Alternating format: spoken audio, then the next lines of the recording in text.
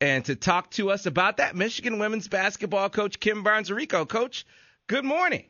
Good morning, Sam. Great to catch up with you as always, and especially after you go 2-0.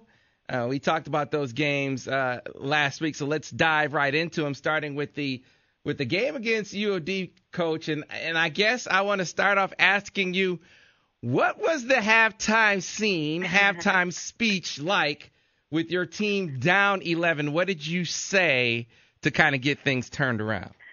Yeah, a lot of people ask, did it have something to do with the halftime speech? But I just think it really gave us an opportunity to regroup and kind of say, hey, this is what we need to do. We need to change our energy level. We need to change our intensity. And I don't know if we were a little tight coming out at the beginning of the game, first home game, playing in front of a pretty big crowd.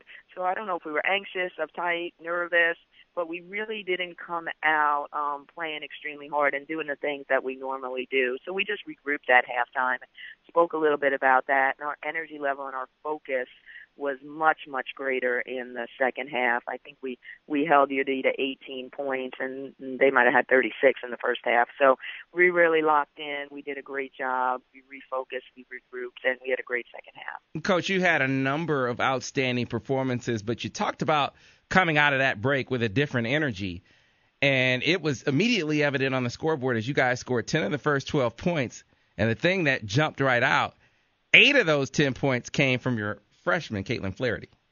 Yeah, I think that's kind of a little bit what happened in the first half as well. Caitlyn picked up 2 quick fouls, so she sat probably 18 of the 20 minutes in the first half, and she has really been leading us in practice in terms of scoring and making easy shots, and we've kind of been running some stuff for her. So without her in the first half, I think, offensively got a little stagnant at times too. And once she got in the second half, I think the fans were able to see what kind of scorer she really is and what she can bring to our team.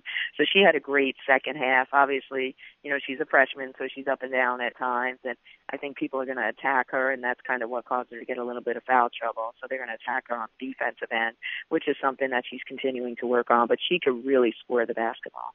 All right, and Coach, you got your lunch pail seniors, your kids that come to work every single night. Really came to work that night. 10 points and 11 rebounds, both for Saisha Goree and for Nicole Elmblad in that game.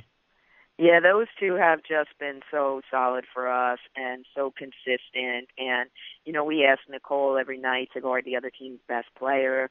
So she's also working her butt off on the defensive end to limit the touches for the other kid's best player and to try to keep her points at a low, and while scoring and rebounding for us as well. And the same with Saisha. I mean, we have such, where our guards are pretty small, so we really expect Nicole and Saisha to rebound the basketball for us. And it's been a different kind of first couple of games for Saisha because now she's double-teamed every game. So she's kind of getting used to that a little bit and feeling the pressure of that while still having to score for us, having a rebound for us, really run to floor in transition. So both of them, and Shannon Smith in that as well, have done a really good job of being consistent for us in the first couple of games.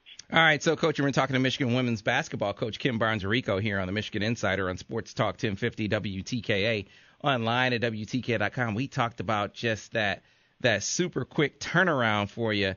And you come out and you get that victory, a much tighter game against Bucknell.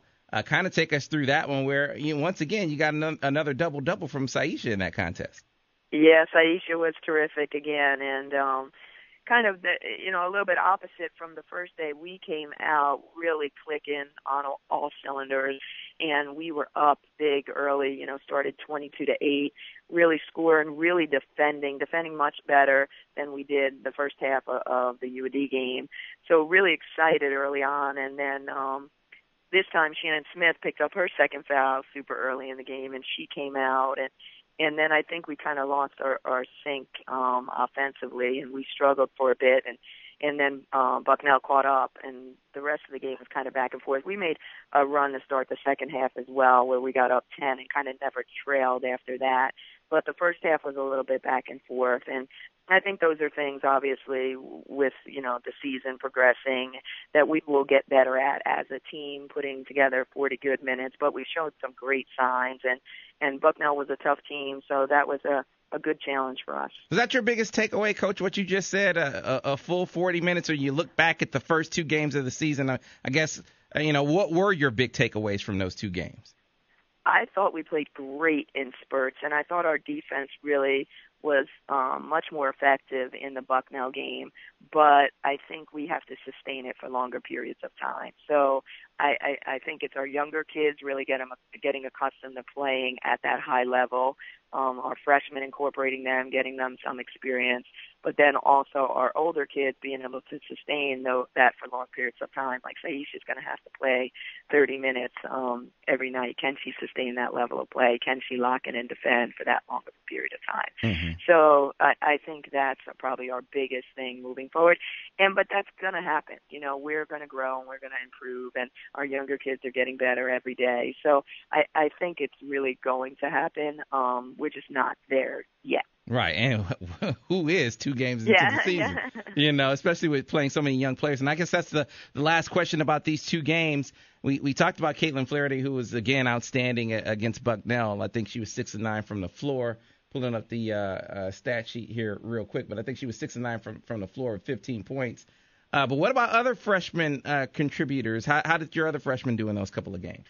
Well, Jillian Dunstan was incredible. She actually, when we couldn't get things going against UAD, she came in. We were in a struggle to score, and she finished the game 4 or 5. She had, I think, 10 points and a bunch of rebounds in her first contest, and she's going to be great. She just has an incredible motor, incredible nose for the basketball, really tough physical kid, which is surprising for a freshman. And the second night, she gave us great minutes as well. I mean, she only played 8 minutes, and she had 5 rebounds in those 8 minutes. So she's definitely a spark for us, and she's definitely going to get more minutes as the season progresses. Maria Backman had some really great minutes the first night, didn't play the second night, but she's really progressing in practice, and she has great length. I mean, she could just stand and dunk a tennis ball right under the rim. She's 6'2" wing. That's going to get better and better. She didn't start playing basketball until she was a freshman in high school. So she's still improving considerably each and every single day. So we're expecting her to contribute, and probably starting on Thursday. And then our other freshmen are 2 big kids that are definitely going to see minutes as the season progresses. Tara Stapleton is kind of coming off of a finger injury, so she hadn't practiced that much leading up into these games, so that's why she didn't play. And Imani Jackson is kind of working on being consistent and being able to get significant minutes as the season progresses. But I spoke to them after the game. It's really important for your younger kids not to get discouraged and to kind of see the big picture that the season is so long, and you just got to continue to work and improve. But in tight games, we're probably going to go with experience. And we have 4 kids that are returning that had started. So down the stretch of a tight game, a lot of times we're going to go with that experience, at least right now. All right. So, Coach, tell us about your upcoming game Thursday. You're going to take on Pittsburgh. Tell us what Pittsburgh brings to the table. Pittsburgh is really, really big, and that's why we're talking about some of these big kids and some of the length that we have. I mean, Pittsburgh starts 4 kids over 6 foot. So that's going to really change things for us. They really play an inside game. They're not really 3-point shooting team. They'd rather go inside. They rebound the ball exceptionally well. So we might have to change what we do a little bit defensively and go with some bigger kids and maybe even play a little bit of zone to try to really pack it in the paint. But they won last night. They're coming off a big win last night, so they have a little bit of confidence. They're led by a senior point guard who has played a tremendous amount of minutes since she stepped on campus. So it'll be our first tough matchup on the road. We're gonna bus there. We're gonna leave Wednesday afternoon. So it's a first road trip for us. And anytime you go on the road, especially with a bunch of young kids, it's a learning experience. So it'll be interesting to see how we handle a road environment.